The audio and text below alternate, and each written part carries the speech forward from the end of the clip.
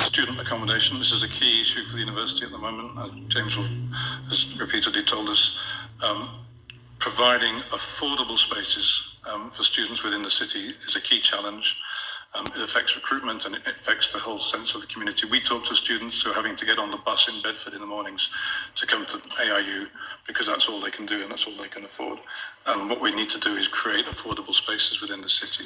This shows the current student resi distribution. You can see there's 1,700 rooms in total.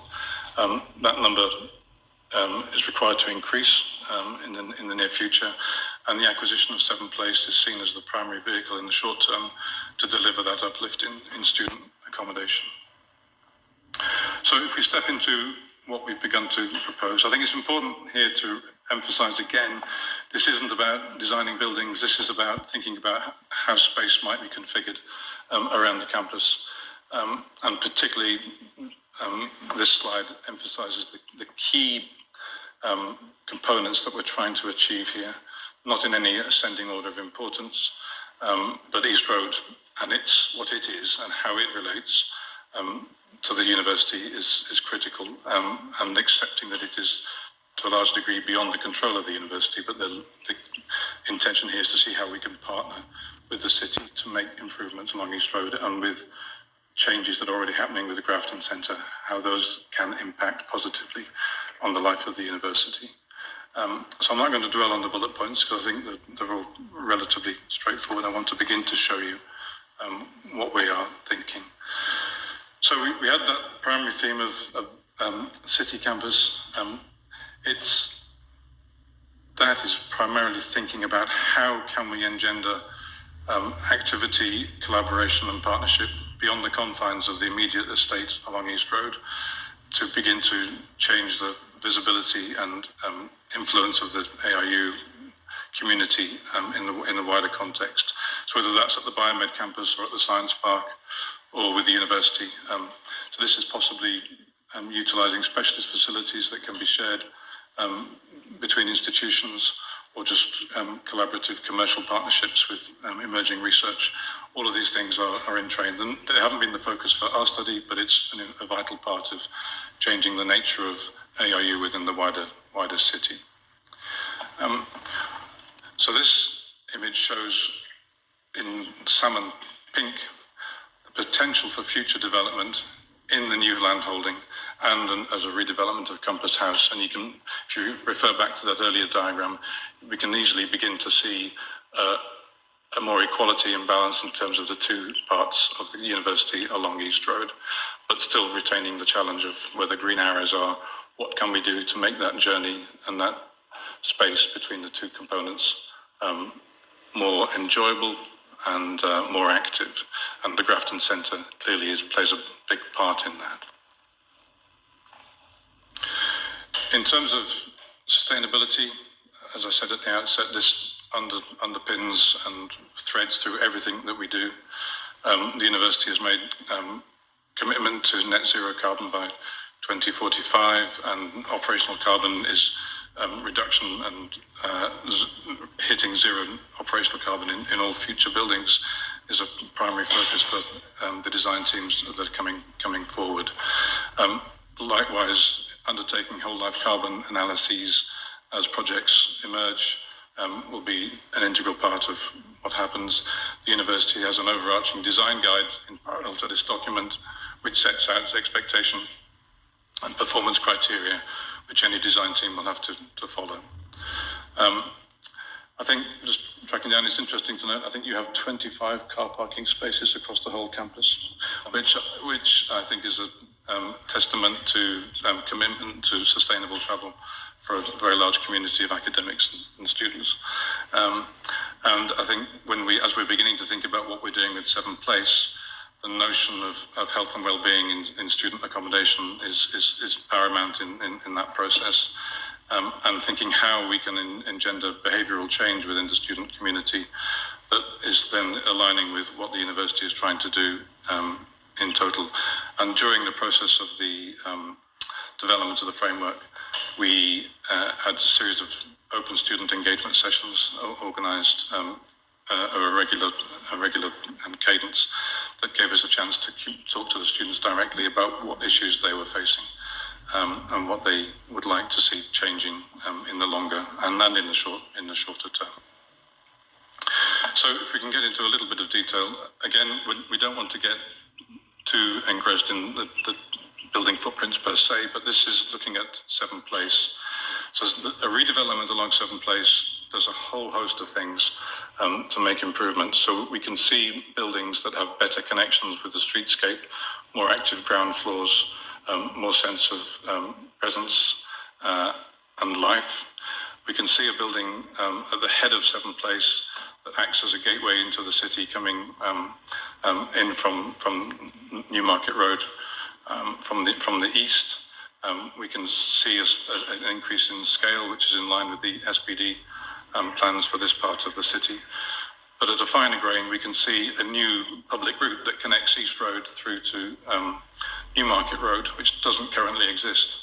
And that new public route is part of a new street, which in terms of its landscape potential and biodiversity net gain is significant. So a greatly improved public realm linking East Road with Newmarket Road. And the challenge that we want to begin to address with the city and the city urban design team is when that route meets the exit from the Grafton car park, which is currently a little bit of a challenge to cross as a pedestrian, which you may well have experienced, what we can do to make that a pedestrian first experience as opposed to an accelerating lane for cars leaving the car park onto East Road. What we can then begin to think about is if we bring in the Mackay's bit of the jigsaw. So this is the crucial bit of the jigsaw that links Young Street, which you can see at the bottom in the paler colour, is the existing Young Street development as part of the ARU's existing estate. Mackay's site then becomes the jigsaw piece that connects that through to Seven Place and through to the existing Compass House. So a new public route that addresses contained spaces either side, sheltered and active spaces, and that public route heading across East Road. So one of the conversations that we had with Toby and his team earlier in the process was, what is the possibility of relocating the pedestrian crossing to that point where the public route comes into East Road from the space by the law courts, to give us much more clarity and much more ease of movement between all of these new buildings.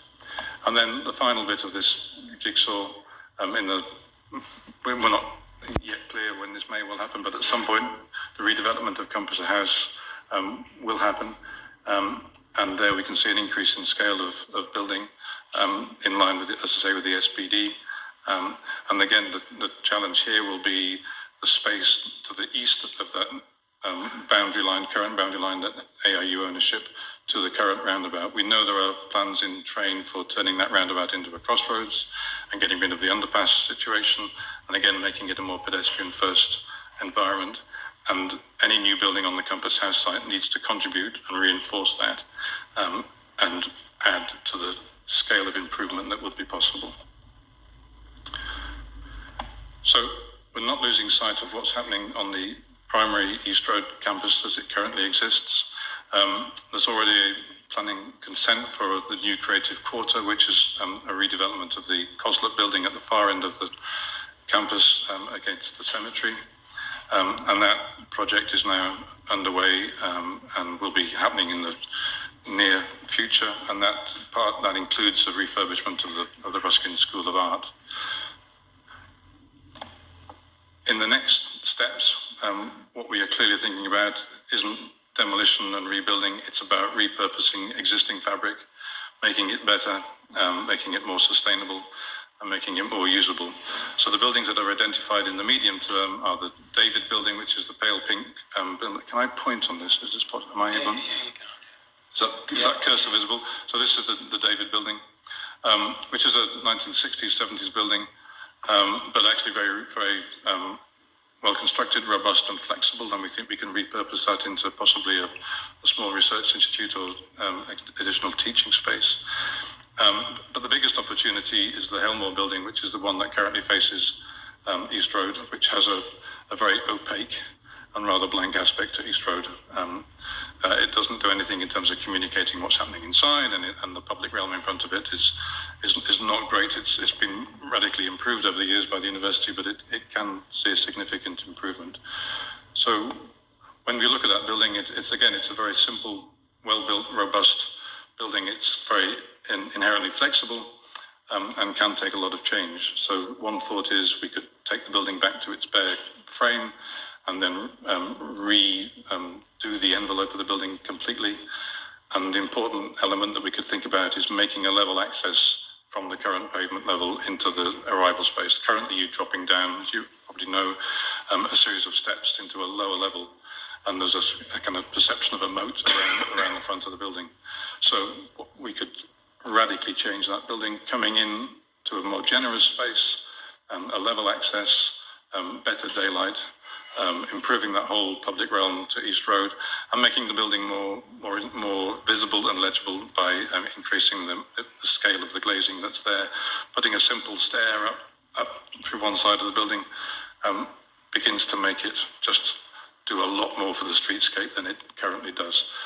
We're not saying this is exactly what's going to happen, but we're just trying to communicate the intent and aspiration in terms of engagement with the public realm and visibility of what's happening within the university estate.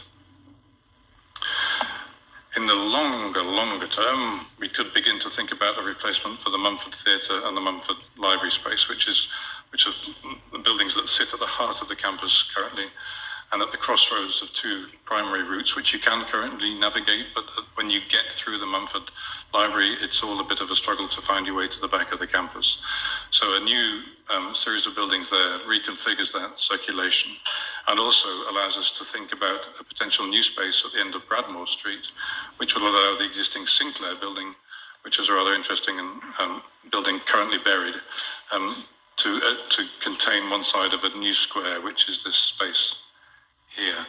So it's about seeing where we can insert and reinforce a better and more structured public realm with new buildings that are working hard to make those spaces more usable.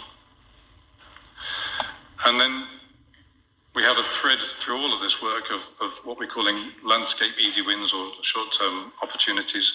So across the campus, even in its current guise, we'll be looking for moments where we can begin to introduce better signage, better wayfinding, improved street furniture, improved lighting, and biodiversity opportunities. And this family of ideas will be something that the university will then translate to both Chelmsford and their Writtle campuses to begin to bring a sense of cohesion and consistency in terms of their own public realm, and that improves identity and in terms of student community and sense of identity. It's all a part of this reinforcing piece. So overall picture, aerial view, again, salmon pink here is scale of new build in the longer term, but you can begin to see the potential for change that we can engender. And I think this image is important because it shows the importance of what the Grafton Centre redevelopment will do in acting as a bridging point between the two nodes of the campus along East Road. I think, Toby, that's me done, if that's been helpful. That's great. Thank